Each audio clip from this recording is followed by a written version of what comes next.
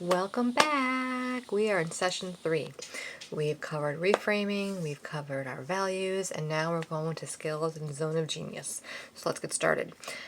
Our first exercise in our workbook for session 3, hopefully you have that in front of you, is once again to restate our intention. And again, that can be the intention we started with our first session, or if you're feeling called in a different direction, in a slightly different area, then go ahead and write that intention down instead. Whatever intention is resonating with you right now, please go ahead and share that. And then also take this as an opportunity to remind yourselves of your top 5 values, the values you stated in our last session. Bring those back in to the space and remind yourself of them as we take our next steps into skills and zone of genius. So go ahead and do that in the workbook, and when you're done, come on back. All right, so we're getting to it. Skills and zone of genius. First, we're going to tackle skills. So skills are what you know how to do, and the ability to start and complete a task or set of tasks for an outcome. Okay. So we use skills every day to make life happen. We may wash dishes, we read books, we pay bills, we communicate. Lots of different things that we do as skills throughout the day. Skills allow us to perform tasks and fill many hours of our day performing those tasks.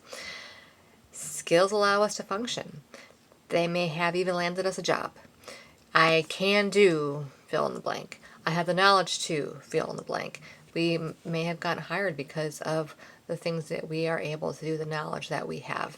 So I invite you now to own the skills that you have, to own them and see where they're working in your life and how you're utilizing them in your life. So the next page in the workbook is to kind of think about the skills that you have and explore where you're using those skills in your life. So you'll see a diagram that will allow you to write in each cell of that diagram a different skill, and then write where in your life you're using those skills. So there's also a page in your workbook with a list of skills to help you get started, or to add to a list that you've already got going. But take some time to think about the skills that you have and how you use them in your life. And when you are done, come on back. Okay, great job naming those skills and really getting a handle on what it is that you do and how you are making life happen every day. So great job with that. Now we're moving on to zone of genius and differentiating between skills and zone of genius. So your zone of genius is your unique power.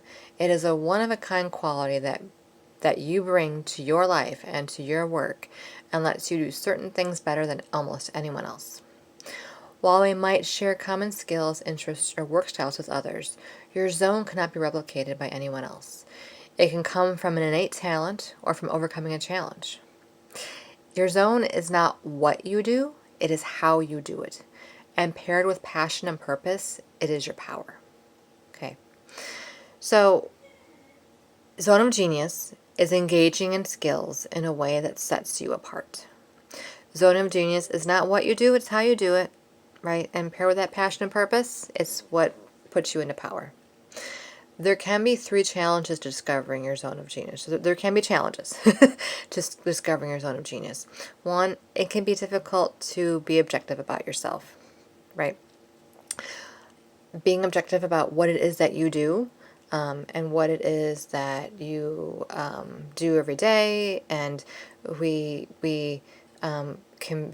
can have a hard time being objective about what we do well every day, because other people do it well too. So what's so special about us? So we're naming things that we can do well. The second thing is we often do what we know. So how we use our skills, we use skills in ways that we know exist. There are jobs that we know, careers that we know, and so we use those skills in a context that we know. And your zone of genius might be using your skills in a context that you don't know about yet. It might be an industry that you don't know about yet. The people who have a zone of genius in the tech industry, 10, 15 years ago, the tech industry did not have a lot of the roles and professions that it does now. So there's things that may not exist yet, or may not exist quite the way that really take hold of and engage with skills the way that you uniquely engage with them. So that could be another challenge. Another challenge of the zone of genius is sometimes we are not able to spend as much time in our zone of genius to be able to really recognize it because of logistics of life, because things are happening, and it takes a lot of, sometimes it can take a lot of intentionality to be in your zone of genius, to recognize your zone of genius, because life is happening, logistics are happening, and so the slowing down to realize how you are feeling in a moment, how your body's reacting, how your energy is reacting in a moment, can take some awareness that we might just not have the awareness to be in. So so that's another challenge. There's zone of genius. So let's talk about some exercises that we can engage in order to help us identify our zone of genius. The first one, you can ask other people, right? It helps with that challenge of being objective about yourself. Ask other people. Ask 5 people, how would you describe the approach I take to the work I do?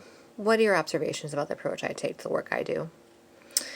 And ask, how has knowing or working with me impacted your life? What has working with me in the way that I do impacted you? So ask 5 people who work with you, who know you well, who can appreciate and be objective about the work that you do. Ask them those 5 questions. Now, I know this can seem daunting and a little overwhelming. We are programmed not to toot our own horn or ask other people to toot our own horn, to toot our horn. However, allow me to reframe this one. You are doing research to help bring awareness to your gifts so you can bring those gifts to the world. If you don't know, if you don't realize it's what you're good at and what is really helping to shift energy for folks, is really helping to help other people, then you can't bring it. So it's helping to shift your awareness so you can bring your best self and your gift to the world. All right. And another tool in your toolbox for discovering your zone of genius is to get curious with yourself. When do you feel the most energetically connected to others and yourself? When are you in flow? And flow is generally that time when time flies by, when you're so engaged with the work that you're doing. It is just so all-encompassing that time flies by. And when you are done, you just have this sense of, oh, yes, that felt great. That was an accomplishment. When you in that space. And a way to get messages from your body about if something you are doing does have you in flow, if something that you are doing, an activity you're partaking in, is something that is right for you, or maybe not quite something that is meant for you, is when your body is in yes, this is right for us, meaning yourself and your body. When your body is in yes, your posture is in a certain way. Your chin is up, your shoulders are down, and your chest opens up. That's the yes, accepting, opening up, and taking in. Okay. When you're in no posture, your jaw kind of clenches, your chin goes down, and your shoulders kind of round. So that's your body's like, no, this is not for us, not for us. So just some things to be in awareness about when you're flowing, and activities that you are meant to engage in, some activities that maybe aren't your thing. So getting curious and asking 5 people, asking some people about getting some feedback about your zone of genius are both in the workbook. So go ahead and take a gander at that. If you don't have 5 people to ask right now, if you've got 1, that's great too. If you don't have any right now, that's fine. Go to the get curious about your flow and when you feel most energetically connected. And when you're done, come on back. All right. We are on the road to zone of genius. What could come up? What can happen? Well, sometimes our inner critic can come up. Sometimes we can have judgments and doubts about ourselves on this journey. We can have the question, is this legit? what will people think if I do this? Do I really? Like, seriously, do I really do this? There's that excitement, those butterflies, and those doubts that might swirl a little bit. Because we want to make sure, we want to be sure, this is the thing. We want to be secure in this. We want to be accepted. So in the workbook, there is a opportunity for you to write a letter or a statement to yourself from your zone of genius. If you were in your zone of genius, write a letter to yourself now saying, this is what you're doing. We got this. We can do this. And if you have not, if you're on the road to discernment about your zone of genius, then write a letter of encouragement to yourself. Write a letter of encouragement to how you will support yourself to discover your zone of genius. How you will nurture that journey to the zone of genius. And just have your own back with your zone of genius. So go ahead and engage with that letter, and that when you letter or statement, and when you're done, come on back. Okay, now we're on to the second half of powering up. So we have the zone of genius, and the other half of that is purpose and passion. So purpose, the reason for which something is done or created, or for which something exists. And my definition of it is the thing you just can't not do, the thing you have to do. Again, the reason for which something is done or created, or for which something exists. Passion, strong enthusiasm or interest. The thing you can just preach about, right? The thing that you're just so excited about, you can talk about forever and ever and ever and ever and ever, and rally forces for it, and just eat it up. So combine the thing you do, the how, right? The how, the thing you do, with the thing that you can't not do, and have a strong interest and enthusiasm for. And that is your zone of genius. That is your zone of genius. So we're going to connect with our purpose and our passion. In your workbook, there is the page on purpose and passion. We're going to ask, what is your why? What is your why? What's the thing? What are you here to do? What are you creating? What is something that you want to bring into existence? What's the thing that you just can't not do? And then our passion. What are you so excited and passionate about that you could talk and preach for hours? Let's just brainstorm. Let's just think about it. What are some things that you just get so ingrained in, and that you feel like, yes, this is what I'm here for. This makes me come alive. And what are you so passionate about that you just want everyone to know about it? Take a couple minutes and explore that.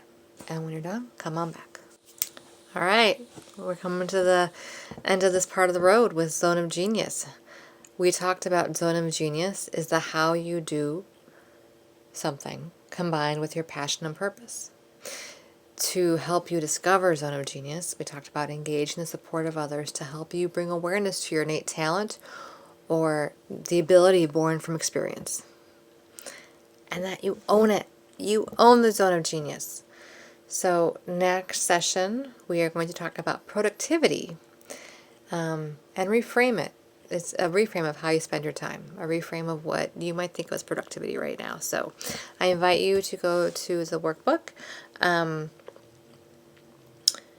do a little reflection on what you took away from today. To do what are some insights you had around Zone of Genius for yourself? What are some insights you had around skill? What are some insights you had around purpose and passion? Yeah, thanks again for being with me, and I'll see you in session 4.